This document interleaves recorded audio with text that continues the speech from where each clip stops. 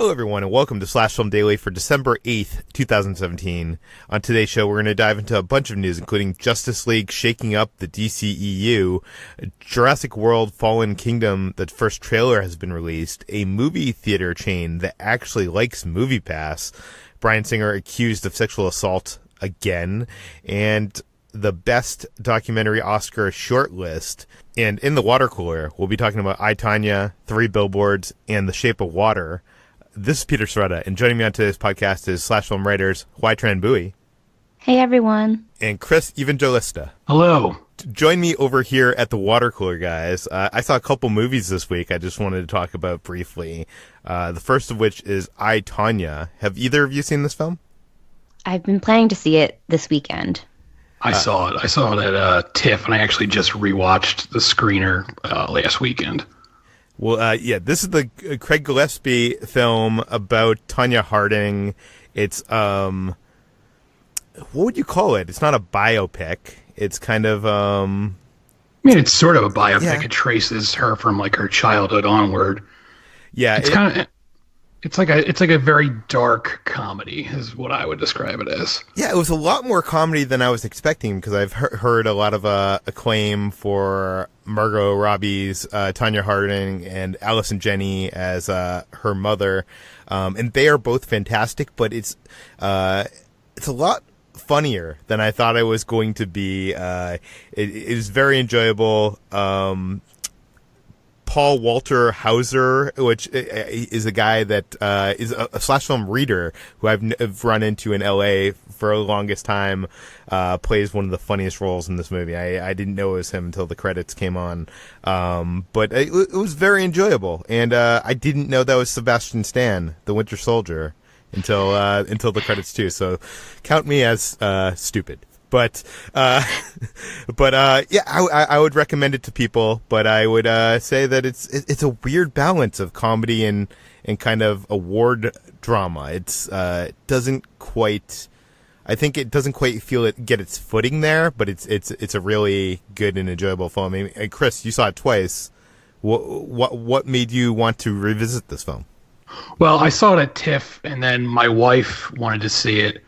Because my wife she grew up in Massachusetts, and Nancy Kerrigan was actually one of her neighbors when she was growing up. So that was sort of the whole reason my wife wanted to watch it. So I rewatched it with her, and it's okay. I mean, the acting is very good. The performances are good. I think the tone is a little all over the place because it's trying to be funny, but it's also trying to present this sort of sympathetic portrait of Tonya Harding that goes beyond like the tabloid headlines, but at the same time, it's also clearly kind of making fun of her. So it doesn't quite get the tone right. Yeah, and at times it's trying to be Fargo. At other times it's trying to be a broad comedy. It's really weird in the tone, but I did enjoy it, so I can recommend it. That is I, Tonya. The other film I saw last night was 3 Billboards Outside Ebbing, Missouri, which, by the way, why aren't they just calling this 3 Billboards? Does it really have to be that long of a title? But this is the Martin McDonagh film. You know him. He did In Bruges and a couple other films. And it stars Frances McDormand as a mother who has lost her daughter to murder and rape, and is kind of challenging local authorities to solve that death. And boy, I was blown away by this film. I didn't expect to like this as much as I did. This film much more balances tone better than I, Tonya. Like the comedy bits in this are golden. Sam Rockwell is just amazing in this movie. Like, I'm kind of mad I didn't see this before my critics circle voting, because I would have voted for him as supporting actor. I just loved him in this. And Chris, you saw this as well? No, I haven't seen this yet. I do have a screener of it. I'm probably going to watch it this weekend. Yeah, no, I've actually seen it. Oh, what did you think, HT? So I did enjoy it when I first saw it, but after sitting with it for a while, there are parts that bothered me, mostly in the treatment of everything that all the issues that didn't deal with Frances McDormand's character and her rage about the lack of empathy for sexual assault. So this script was written before the Black Lives Matter movement, and you can definitely tell that there's sort of a tone-deaf handling of racial issues and that are prevalent in this small town in Missouri. And McDormand himself is But I would argue that though, like if you went to a small town in Missouri now, even after this Black Lives Matter movement, it would be the same tone-deaf way. Yeah, but I think that the flippant way that it kind of treats it, and also the redemption arc for Sam Rockwell's character is a little bit questionable. I enjoyed it when I was watching it because I felt like the tone really matched, and it was almost cartoonish in the way that it portrayed like this dark humor and poked fun at all these really serious issues, but at the same time bringing you empathy with it. But I think that it's not without its problems. And I kind of love films that have a hero or a protagonist that kind of is going down a dark path and has a bad guy that is kind of, coming, kind of going towards the redemption, and it's kind of like this parallel. I kind of enjoy movies that do that, but maybe like you, as I think more and more of this, maybe it won't be as high on my list. But I enjoyed it, and I would highly recommend this to anybody to see 3 Billboards Outside Ebbing, Missouri. HD, what have you been up to? So yesterday I saw The Shape of Water, which is Guillermo del Toro's newest film. It's a dark fantasy starring Sally Hawkins as a mute lab worker who sort of stumbles upon the new lab denizen of the government lab where she works. And he is a fishman from the Amazons, played by Doug Jones, and thus begins a beautiful love story between the two of them. I'm a huge fan of Guillermo del Toro. I really love his lush, opulent approach to genre and how he has such an unfiltered love of cinema, and that everything that I loved about Guillermo del Toro films comes to a peak in The Shape of Water. So it's not quite as opulent as his past films, but it makes up for it with its kinky weirdness and its many sort of intertextual subplots that go along with it. So there's like this outsider allegory with Sally Hawkins' character and all of her friends who are either minorities or they're homosexuals, or they or like the creature she meets, the fish man. They all have this sort of outsider allegory going for it, and it's set in the 60s, so it really hones into the sort of repressive environment that takes place there. It's just such a beautiful movie. It's incredibly earnest and heartfelt, and a wonderful homage to classic cinema as well, which I did not expect. There's a couple of dance numbers which took me by surprise, but I was completely overjoyed by, and I think could best some of the musical numbers in La La Land. So I was blown away by Shape of Water. It's definitely one of my favorite movies of the year. I don't know if it'll beat Pan's Labyrinth as my favorite Guillermo del Toro movie, but it's up there. I loved it a lot.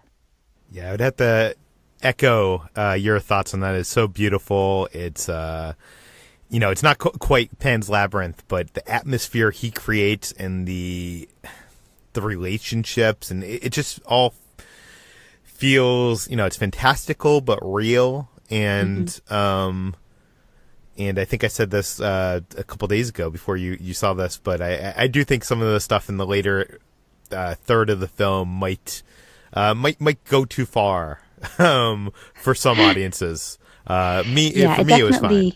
Yeah, the audience I was with was very taken aback by the musical number, for example, because it felt so out of place with the rest of the dark fairy tale that was within the film. But I really liked it. I loved everything that Del Toro was throwing at the screen. So I highly recommend The Shape of Water. And Chris, you saw that movie as well, right?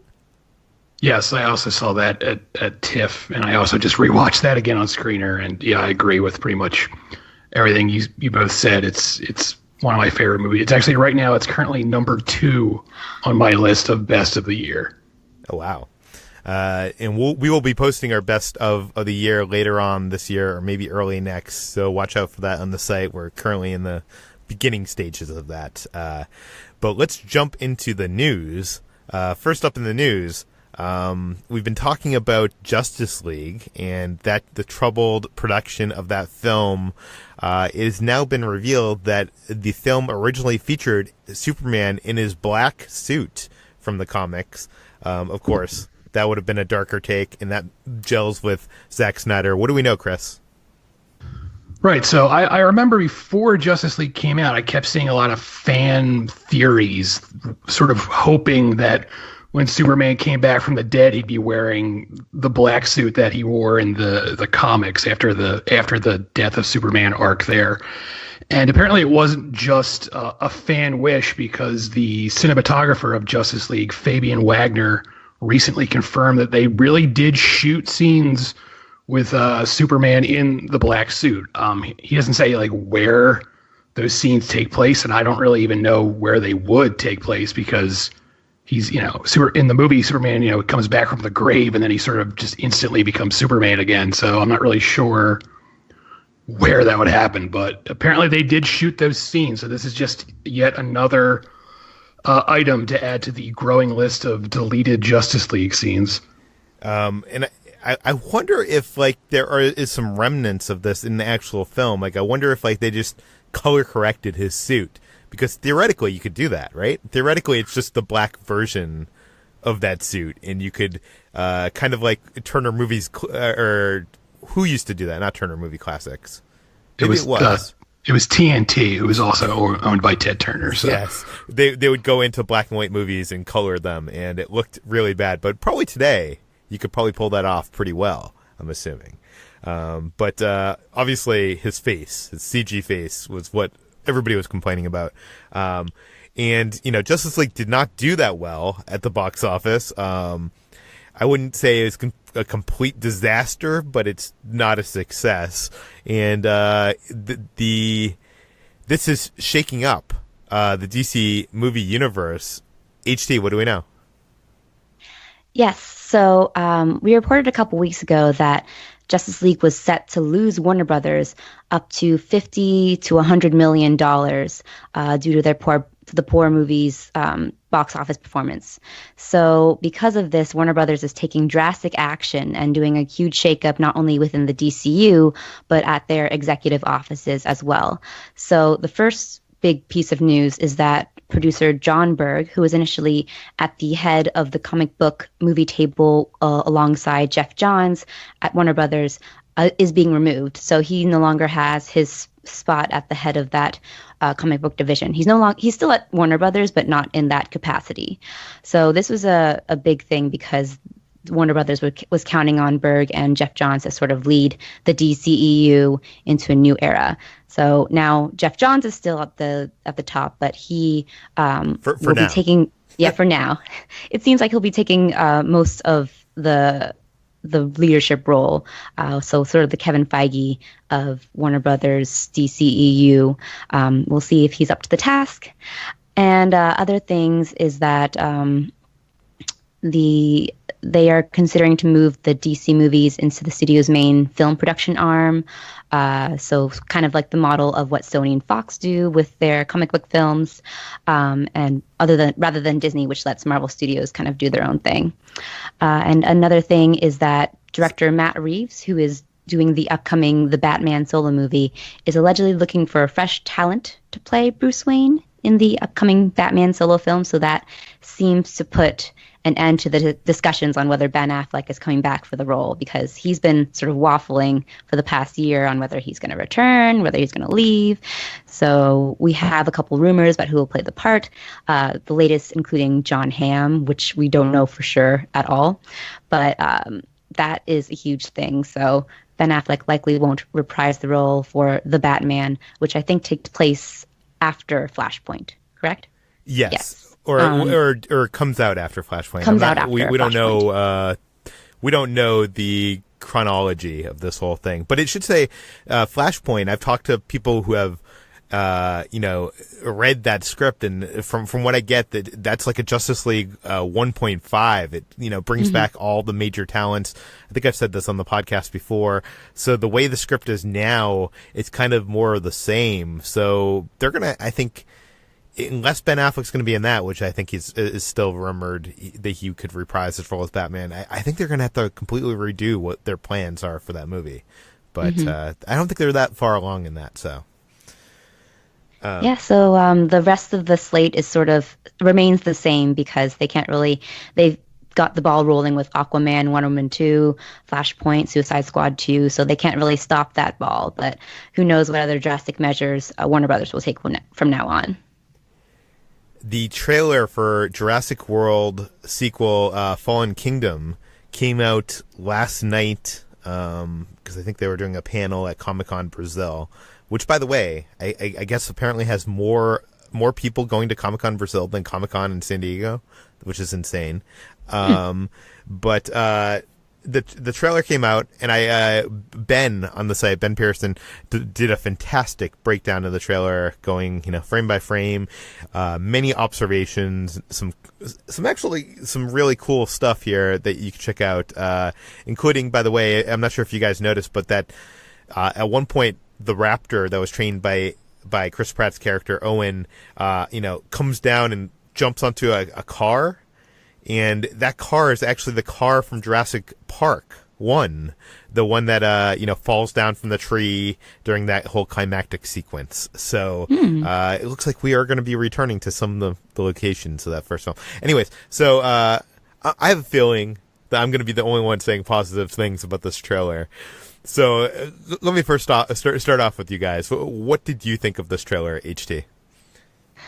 I thought it was fine. I can't say I was extremely excited for Jurassic World 2 because I really disliked the first Jurassic World. I thought it relied too heavily on the nostalgia components and was not a strong film on its own and had way too many moments of unnecessary brutality against random characters, such as the assistant played by Katie McGrath.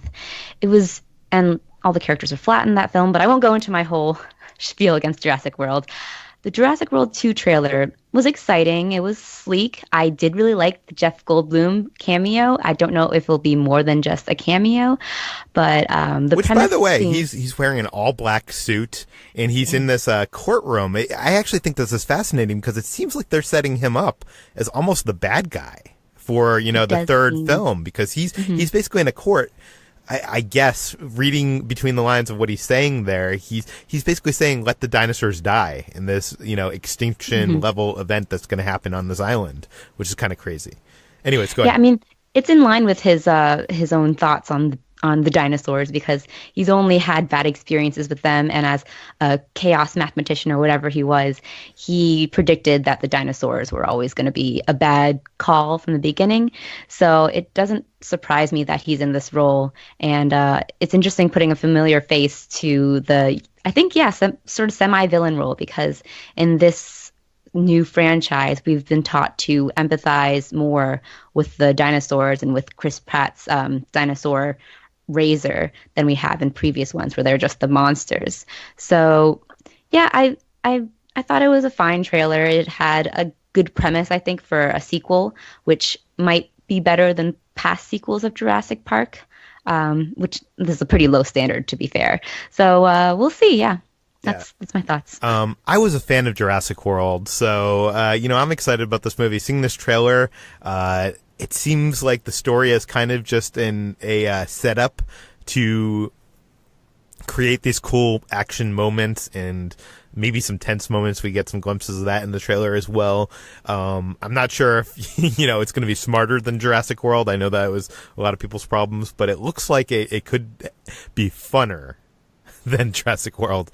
And it should be mentioned that Colin Trevorrow, the producer, writer, he says that everything in this trailer is from the first 57 minutes of the movie. So we're not even seeing the back half of this film in this trailer, which is kind of nuts, because looking at this trailer, you're like, there's a lot of action, and you're kind of like, they're spoiling too much. They're showing Rexy and they're showing Blue and, a lot of action. But apparently this only shows the first half of the movie, which is kind of crazy. Chris, what are your thoughts on this trailer? It was okay. I don't hate Jurassic World. I think it's nowhere near Jurassic Park in terms of quality, but it's an entertaining enough film, I guess. Can we all agree that Jurassic World is the best Jurassic Park film since Jurassic Park? Oh, I don't know. I mean, Jurassic Park 3 was okay. It had the talking raptor scene. I thought that was pretty cool. Where the raptor's on the plane and he says Alan. That's a pretty great scene. I don't know. or the scene in Lost World where Jeff Goldblum's daughter does gymnastics to defeat the dinosaurs. Yeah, that was good. God, I forgot about that. But I mean, this trailer, it's a well-made trailer. It looks entertaining. It looks like a big, dumb monster movie, which is pretty much what this franchise has turned into at this point. I will say I remain shocked that special effects from 1993 look better than the effects in this trailer for a film from now. And I know people will argue and say, oh, they're not completely finished yet. This is just a trailer, but that's the argument I always hear, and then I see the movie and I think, those effects don't look very good. To be fair, this movie isn't out for 6-7 months.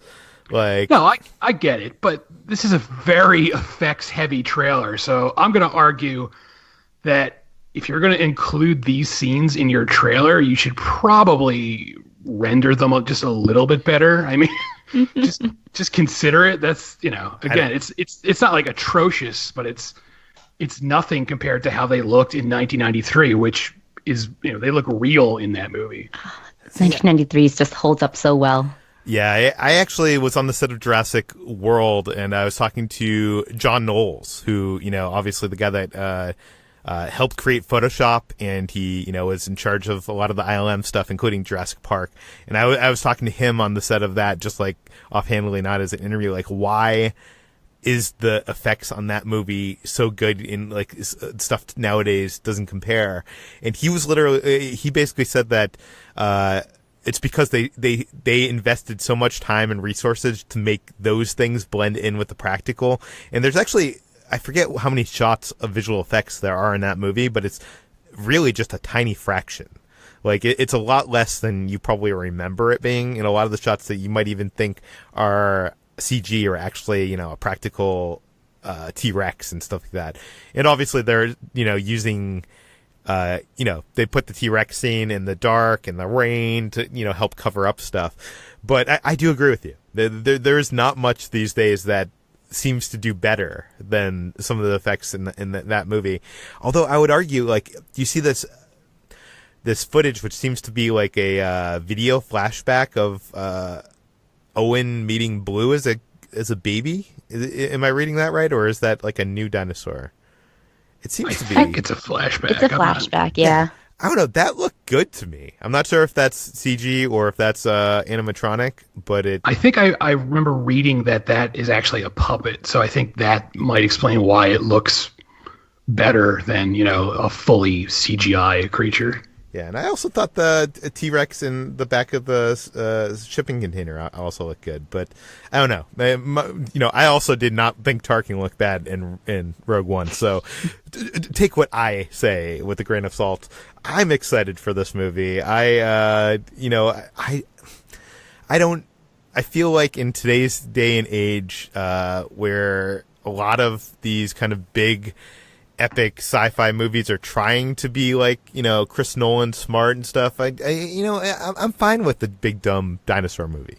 I mean, I want escapism a little bit, and as long as it's good, I want to have some good action. And with J.A. Bayona at the charge here, I'm interested to see how it plays off. And it's also, this trailer doesn't really show much, but we get to see a couple glimpses of the new cast in this film. There's 2 new characters, and they look both interesting. Anyways, do either of you have any more to say about the Jurassic World trailer? Nope. Okay, then we are moving on to we've been talking about MoviePass for since we've been doing this podcast. Generally, we've been talking about this MoviePass and their $9.99 subscription model. AMC has been very, very against this program, as have a lot of other movie exhibitors. But just yesterday, Studio Movie Grill released a press release announcing that they have MoviePass has single-handedly boosted their attendance. Chris, what do we know? Yes, they don't say exactly, they don't give numbers about how much more increase it is, but Studio Movie Grill, which is one of those, it's sort of like, Draft House where you can order food while you watch a movie, but they say in the year since they've agreed to work with MoviePass, they've seen a drastic uptick in average movie-going, even for smaller independent films. They use Lady Bird, the new Greta Gerwig film, as an example, that's like doing killer numbers for them, and they attribute that to just people using MoviePass. So they're apparently, Studio Movie Grill is apparently the one theater chain who is A-okay with MoviePass. Kind of makes sense, because if you think about it, if you're going to, I'm not sure if either of you have gone to like draft houses. Do you have like any kind of those kind of options in your area? I have something called the Angelica. It's not quite as indie as Draft House, but it shows a fair amount of both indie and mainstream theaters and movies, and has food and gourmet drinks. So kind of on the same level. What about you, Chris? I do not have a Draft House near me. They did open a Studio Movie Grill, not really near me, but in Pennsylvania, but I have yet to go there. Well, I can tell you just from my experience at Draft House, going to South by and Fantastic Fest, it's hard to see a movie at like a place like the Draft House without like ordering a drink or food. And I feel like, I can easily go see a movie at my local multiplex without ordering anything. But once you sit down there and there's a menu in front of you, and you could just write cookies on a piece of paper and put it in front of you, and it magically appears. And I think for a theater chain like that, that is getting more people to go into the movies, you're basically getting more people to come into your restaurant. So I could definitely see how MoviePass would be a huge advantage over a traditional multiplex. But I think you said that Studio Movie Grill has a partnership with MoviePass. Yeah, I believe that just means they agreed to work with them to use the card there. Yeah, I'm just wondering. You always have to be skeptical about motives of like a press release like this. It seems like their ideals kind of align and their financial motives align a little bit. Yeah, I mean, again, I don't want to accuse anyone of lying, but like I said, no. I'm not saying that. I'm just saying like they, yeah. No, but what I was going to say is, like I said, in the press release they sent out, they didn't really give like any numbers, so it's not really clear how much it's increased, but they just say it has increased. Yeah, and we've been talking these last few days about Bryan Singer. He was fired from Bohemian Rhapsody, the Queen biopic, and days later, we have learned that he is accused of sexual assault again. HD, what do we know? So a new lawsuit comes 3 days after Bryan Singer was fired from Bohemian Rhapsody. This lawsuit alleges that Singer raped a 17-year-old boy in 2003 at a yacht party. So this man, who was 17 in 2003, accused him of forcing oral and anal sex on him, and then attempting to coerce him into silence by saying that he was a producer in Hollywood and that he could help him get into acting as long as he never said anything about the incident. So this is not the first time, like you said, that Bryan Singer has been accused of sexual assault. It happened, there was a case a couple years ago when Michael Egan sued Bryan Singer, alleging that he forced him to have sex at parties and drugged him. And then there was a sort of controversy in one of his earlier films in which he apparently was accused of sexual sort of misconduct in a shower scene in which he forced his underage teen actors to strip. So there's been sort of like there's been a lot of controversy about sexual assault and sexual misconduct that has followed Bryan Singer over the years, especially considering the pool parties, the wild pool parties, quote unquote, that he often throws that are often populated by underage boys. So it's something that I feel like people were waiting for the penny to drop after Bohemian Rhapsody fired him from the set.